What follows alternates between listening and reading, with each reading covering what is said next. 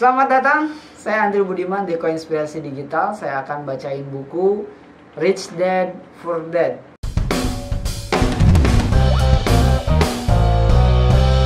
Sebelum saya bacakan bukunya, saya sarankan teman-teman untuk membeli bukunya yang original langsung, karena baca sendiri biasanya lebih nempel daripada dibacain. Pendahuluan. Ayah kaya, ayah miskin.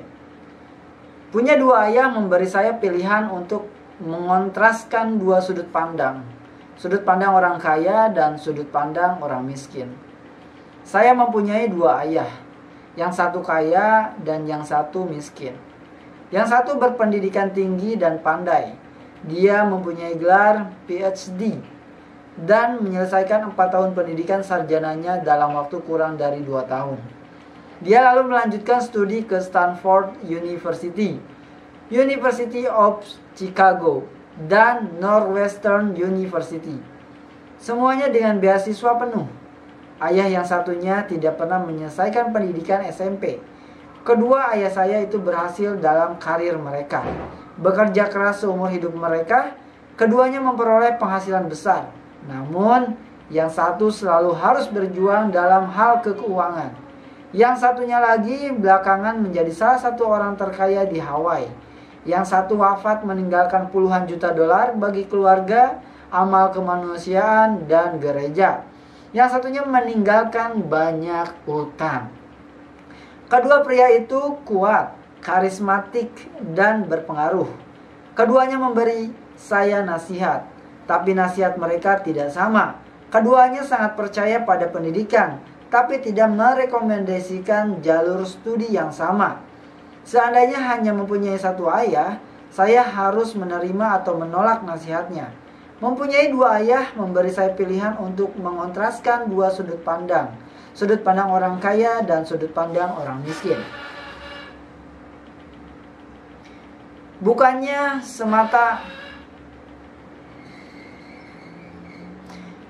semata menerima yang satu atau menolak yang lain, saya mendapati diri berpikir lebih jauh, membandingkan lalu memilih untuk diri saya sendiri. Masalahnya, ayah kaya belum sungguh-sungguh kaya, dan ayah miskin tidak sungguh-sungguh miskin. Keduanya baru merintis karir, dan keduanya mengalami pergulatan dalam hal uang dan keluarga. Namun, mereka mempunyai pandangan yang sangat berbeda tentang uang. Sebagai contoh, ayah yang satu berkata, cinta akan uang adalah akar segala kejahatan. Yang lain mengatakan, kekurangan uang adalah akar segala kejahatan. Sebagai anak kecil, mempunyai dua ayah yang kuat dan berpengaruh adalah hal yang sulit. Saya ingin menjadi anak yang baik dan menyimak nasihat mereka. Tapi kedua ayah itu tidak mengatakan hal yang sama. Perbedaan pandangan mereka terutama menyangkut uang. Begitu ekstrim sehingga saya tumbuh dengan rasa ingin tahu yang besar. Saya mulai memikirkan apa yang mereka katakan untuk waktu yang lama. Banyak waktu pribadi saya habis untuk merenung. Bertanya dalam hati, mengapa ayah berkata begitu? Lalu mempertanyakan hal yang sama untuk pernyataan ayah yang satunya lagi. Akan jauh lebih mudah untuk semata berkata, ya, dia benar, saya setuju dengannya. Atau semata menolak sudut pandang itu dengan berkata, ayah tidak tahu apa yang dia katakan. Sebaliknya, mempunyai dua ayah yang saya cintai memaksa saya untuk berpikir dan pada akhirnya memilih suatu cara pikir untuk diri saya sendiri. Proses memilih itu ternyata menjadi jauh lebih berharga dalam jangka panjang daripada semata menerima atau menolak suatu sudut pandang. Salah satu alasan yang kaya semakin kaya, yang miskin semakin miskin, dan kelas menengah terjerat utang adalah uang diajarkan di rumah dan tidak di sekolah. Kebanyakan dari kita belajar tentang uang dari orang tua kita. Jadi, apa yang bisa diajarkan oleh orang tua miskin yang sangat miskin kepada anak mereka mengenai uang? Mereka hanya mengatakan, teruslah bersekolah dan belajar ya yang giat. Sang anak mungkin lulus dengan peringkat yang mengagumkan, tapi dengan sikap mental dan pemikiran keuangan orang miskin. Sayangnya, uang tidak diajarkan di sekolah. Sekolah berfokus pada keterampilan akademis dan profesional, bukan keuangan. Ini menjelaskan kenapa bankir, dokter, dan akuntan yang memperoleh nilai tinggi di sekolah mungkin harus mengalami kesulitan keuangan seumur hidup mereka. Sebagian besar utang nasional kita yang menanggung adalah akibat para politikus dan pejabat pemerintah yang berpendidikan tinggi membuat keputusan keuangan dengan melakukan sedikit atau bahkan sama sekali tanpa melakukan latihan dalam topik uang. Saat ini saya kerap bertanya-tanya, apa yang akan terjadi dalam waktu dekat bila ada jutaan orang yang membutuhkan bantuan keuangan dan kesehatan? Mereka akan tergantung pada keluarga atau pemerintah. Dalam hal ini, bantuan keuangan. Apa yang akan terjadi bila jaminan kesehatan dan jaminan sosial kehabisan dana? Bagaimana suatu bangsa bisa bertahan jika kewajiban mengajari anak-anak tentang uang terus diserahkan pada orang tua yang kebanyakan akan menjadi atau sudah miskin? Karena memiliki dua ayah yang berpengaruh, saya belajar dari mereka berdua. Saya harus memikirkan nasihat masing-masing ayah, dan saat melakukannya, saya memperoleh wawasan berharga tentang kekuatan dan pengaruh pikiran seseorang pada hidupnya. Misalnya, ayah yang satu mempunyai kebiasaan mengatakan, "Saya tidak mampu membelinya." Ayah yang lain melarang menggunakan kata itu. Dia bersikeras agar saya bertanya, bagaimana saya bisa membelinya? Yang satu pernyataan, yang satunya lagi pertanyaan. Anda berpikir, ayah saya yang segera menjadi kaya menjelaskan bahwa dengan secara otomatis mengatakan, "Saya tidak mampu membelinya." Otak Anda berhenti bekerja. Sebaliknya, dengan mengajukan pertanyaan, bagaimana saya bisa membelinya? Otak Anda diharuskan bekerja. Dia tidak bermaksud bahwa Anda harus membeli segala sesuatu yang Anda inginkan. Dia fanatik dalam hal melatih pikiran Anda. Komputer paling hebat di dunia. Dia berkata, "Otak saya semakin kuat setiap hari karena saya melatihnya." Semakin kuat otak saya, semakin banyak uang yang saya hasilkan. Dia meyakini bahwa secara otomatis mengatakan saya tidak mampu membelinya adalah tanda kemalasan. Meskipun kedua ayah saya bekerja keras, saya memperhatikan ayah yang satu mempunyai kebiasaan menidurkan otaknya dalam hal uang. Sedangkan yang satu mempunyai kebiasaan melatih otaknya.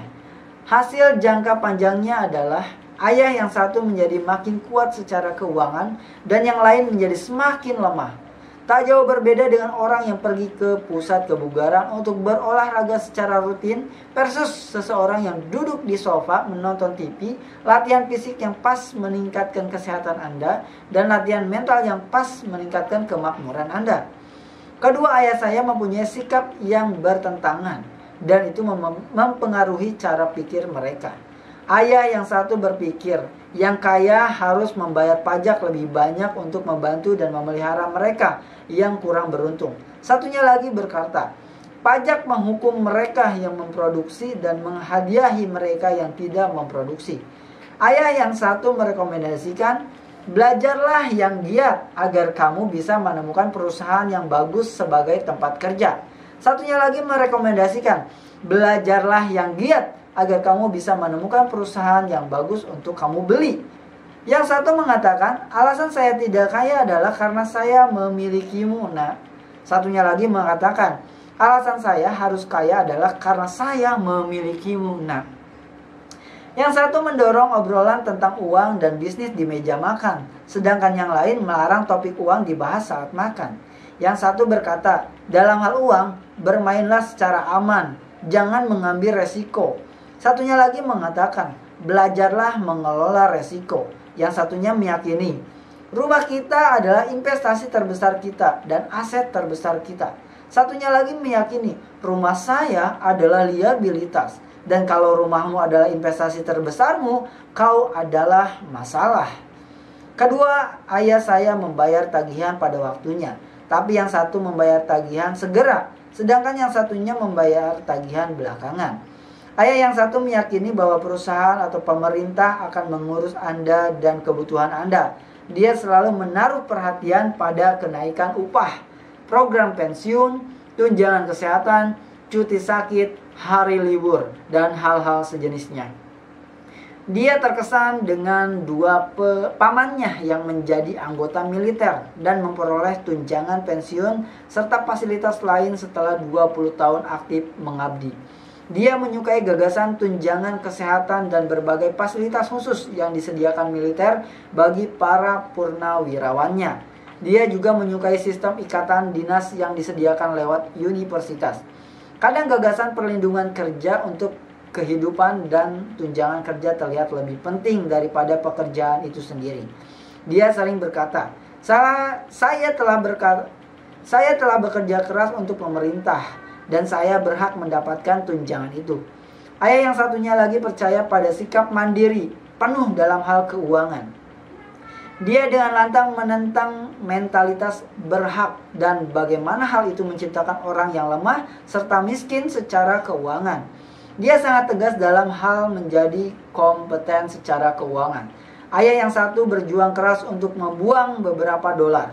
Ayah yang satunya lagi menciptakan investasi. Ayah yang satunya mengajari saya membuat resume yang mengesankan agar saya bisa mendapatkan pekerjaan yang baik. Ayah yang satunya lagi mengajari saya menulis rencana bisnis dan keuangan yang kuat agar saya bisa menciptakan pekerjaan.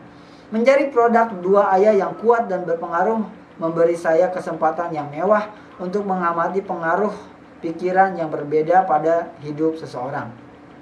Saya memperhatikan bahwa orang benar-benar membentuk hidup mereka lewat pikiran mereka. Sebagai contoh, ayah miskin selalu berkata, "Saya tidak akan pernah kaya." Ramalan itu menjadi kenyataan. Ayah kaya sebaliknya selalu menganggap dirinya kaya. Dia mengatakan hal-hal seperti, "Saya orang yang kaya," dan orang kaya tidak melakukan hal ini. Bahkan ketika dia benar-benar bangkrut setelah suatu krisis keuangan yang hebat, dia terus menganggap dirinya orang kaya. Dia mempertahankan diri dengan berkata, "Ada perbedaan antara menjadi miskin dan menjadi bangkrut. Bangkrut itu sementara, miskin itu selamanya." Ayah miskin berkata, "Saya tidak tertarik pada uang," atau "uang tidak penting." Ayah kaya selalu berkata, "Uang adalah kekuatan, kekuasaan." Kekuatan pikiran kita mungkin tidak pernah diukur atau dihargai. Tapi sebagai anak kecil, saya melihat dengan jelas betapa pentingnya menyadari apa yang saya pikirkan dan cara saya mengekspresikan diri. Saya memperhatikan bahwa ayah miskin itu miskin bukan karena jumlah uang yang dihasilkan, yang sebenarnya besar, tapi karena pikiran dan tindakannya. Sebagai anak kecil yang mempunyai dua ayah, saya menjadi benar-benar sadar tentang perlunya berhati-hati memilih pikiran yang akan saya ambil dan jadikan pikiran saya sendiri. Saya harus mendengarkan ayah kaya atau ayah miskin. Meskipun kedua pria itu mempunyai rasa hormat yang sangat tinggi terhadap pendidikan dan pembelajaran, mereka tidak sepakat tentang apa yang mereka pikir penting untuk dipelajari. Yang satu ingin saya belajar keras, meraih gelar, dan mendapat pekerjaan yang bagus untuk menghasilkan uang.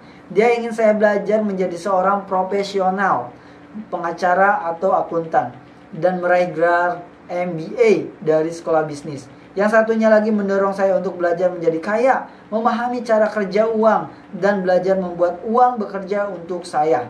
Saya tidak bekerja untuk uang, adalah perkataan yang dia ulang berkali-kali. Uang bekerja untuk saya. Pada umur 9 tahun saya memutuskan untuk mendengarkan dan belajar dari ayah kaya tentang uang. Dengan begitu saya memilih tidak mendengarkan ayah miskin meskipun dia memiliki gelar dari universitas.